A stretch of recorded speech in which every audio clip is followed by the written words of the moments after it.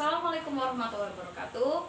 Halo teman-teman sekalian, video kali ini bersama saya Afesyana Ahdahilia dari kelompok 6 kelas akuntansi sektor publik D Fakultas Ekonomi UIN Maulana Malik Ibrahim Malang. Kali ini kita akan membahas tentang materi audit sektor publik. Tentu saja para cendekiawan ekonom sudah tahu apa itu audit. Audit merupakan kegiatan memeriksa dan mengawasi sebuah laporan keuangan ataupun sistem pengendalian internal sebuah entitas. Berbeda halnya dengan audit sektor publik, yang mana audit ini diterapkan pada organisasi-organisasi milik publik atau milik negara. Ya, tujuannya adalah untuk mengetahui apakah kondisi internal perusahaan dan laporan keuangan sudah sesuai dengan standar yang telah ditetapkan. Dari situ, kita bisa mengambil kesimpulan bahwa audit sektor publik memiliki 3 jenis. Yang pertama, audit keuangan. Audit keuangan bertujuan untuk menyelidiki elemen-elemen keuangan seperti aktiva, hutang, dan modal. Yang kedua, audit kinerja. Audit ini bertujuan untuk menyelidiki tentang kinerja atau program pemerintah yang telah terlaksana. Dan yang ketiga adalah audit investigasi. Audit ini dilakukan ketika suatu entitas terindikasi adanya penyelewengan wewenang. Untuk itu, audit sektor publik memiliki dasar hukum sendiri yang telah ditetapkan oleh pemerintah sebagai berikut. Teman-teman, bisa dilihat ada dasar pemeriksaan berupa pasal 1 Undang-Undang Nomor 15 Tahun 2004. Juga ada standar pemeriksaan keuangan negara atau SPKN. Juga ada dasar hukum pemeriksaan keuangan berupa Undang-Undang Dasar Negara Republik Indonesia tahun 1945. Juga ada Undang-Undang Nomor 17 Tahun 2003 tentang keuangan negara dan undang-undang yang lainnya.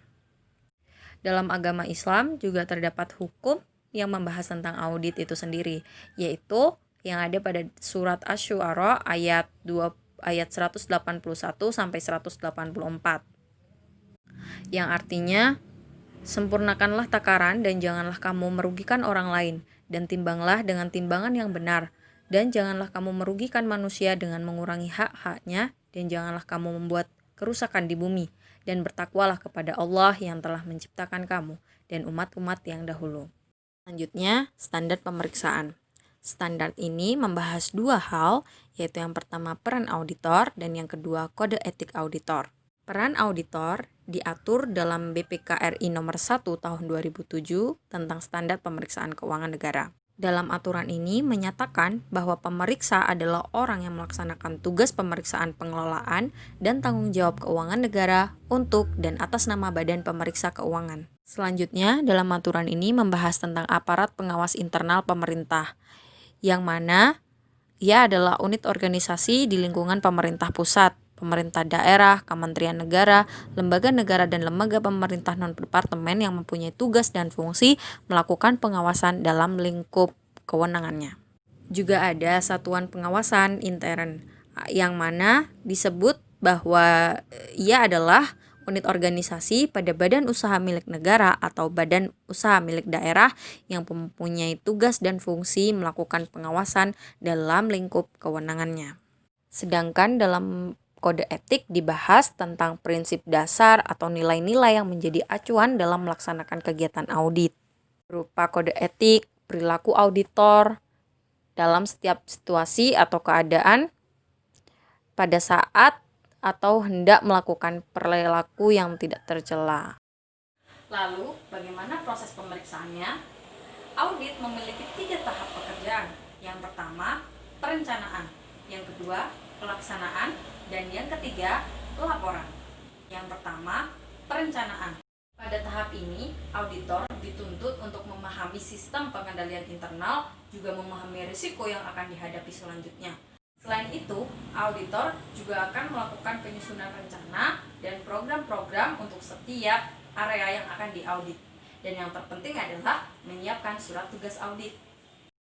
Tahap ini diawali dengan uji analitis yang terdiri 5 langkah. Yang pertama, mengidentifikasi perbandingan. Yang kedua, mengembangkan ekspektasi. Yang ketiga, menganalisis data. Yang keempat, menyelidiki perbedaan. Yang Yang kelima, menentukan pengaruh terhadap perencanaan audit. Masih dalam tahap pelaksanaan. Selanjutnya, auditor akan melakukan uji sistem pengendalian internal dan juga uji transaksi dan saldo akun yang ada dalam perusahaan. Dan kemudian yang selanjutnya akan menyusun konsep temuan pemeriksaan dan akan menyampaikan temuan pemeriksaan tersebut. Tahap audit yang ketiga adalah tahap pelaporan. Pada tahap ini, auditor akan menyusun konsep laporan hasil pemeriksaan yang mana konsep itu akan disampaikan kepada pejabat entitas yang berwenang. Yang selanjutnya akan dilakukan tindak lanjut terhadap temuan laporan hasil pemeriksaan tersebut, dan yang terakhir menerbitkan laporan pemeriksaan. Oke teman-teman, selanjutnya dalam audit juga ada teknik pemeriksaan dan pengendalian internal. Teknik ini membahas 3 hal, yaitu yang pertama bukti pemeriksaan, yang kedua teknik atau prosedur untuk mendapatkan bukti, dan yang ketiga jenis-jenis laporan yang akan dihasilkan. Bukti audit merupakan semua informasi yang digunakan pemeriksa untuk menentukan apakah informasi yang sedang diperiksa telah dinyatakan sesuai dengan kriteria yang telah ditetapkan dan memiliki jenis-jenis yang beragam. Di antaranya yaitu ada bukti fisik, bukti dokumentasi, data akuntansi, bukti pendukung atau penguat, konfirmasi, bukti analitis, dan sebagainya. Selanjutnya mengenai prosedur pemeriksaan, ini dibagi menjadi 3, yaitu prosedur analitis, yang kedua inspeksi, dan 3 observasi. Seperti yang sudah dibahas sebelumnya, prosedur analitis dilakukan dengan cara mempelajari dan membandingkan hubungan antar data. Sedangkan inspeksi dengan mengamati atau memeriksa secara detail dokumen dan aset berwujud. Kemudian prosedur observasi dengan mengamati suatu pelaksanaan aktivitas atau proses. Untuk prosedur selanjutnya ada konfirmasi, kemudian penelusuran tentang akuntansi, kemudian vouching atau penelusuran lebih mendalam dari catatan ke dokumen dasar, kemudian melakukan wawancara, lalu melakukan perhitungan, pemindaian, melaksanakan ulang, dan computer assist atau teknik-teknik yang dapat dikembangkan dengan bantuan komputer. Nah, untuk pengendalian internal pemeriksaan keuangan dilakukan dengan cara mematuhi peraturan perundangan yang dipatuhi dan pelaporan disajikan secara handal. Adanya unsur-unsur SPI pemerintah yang dijelaskan dalam pasal 3 PP 60 tahun 2008. Ada temuan dari hasil pemeriksaan, yaitu berupa ikhtisar koreksi yang merupakan rekapitulasi koreksi atau penyesuaian yang diusulkan tim pemeriksa kepada pemerintah daerah. Kemudian ada temuan berupa kelemahan sistem pengendalian internal yang dilihat dalam kegiatan pencatatan akuntansinya dan pelaporan keuangannya. Temuan yang selanjutnya berupa ketidakpatuhan yang ditemukan dari adanya kerugian, potensi kerugian, maupun kekurangan penerimaan negara. Juga bisa dilihat dari administrasi yang berlaku dan indikasi tindak pidana. Seperti itu pembahasan audit sektor publik kali ini. Semoga bisa memberikan gambaran kepada teman-teman bagaimana audit secara realita, khususnya untuk sektor publik. Terakhir, jika didapatkan kesalahan-kesalahan dalam video ini, kami mohon maaf yang sebesar-besarnya. Wassalamualaikum warahmatullahi wabarakatuh.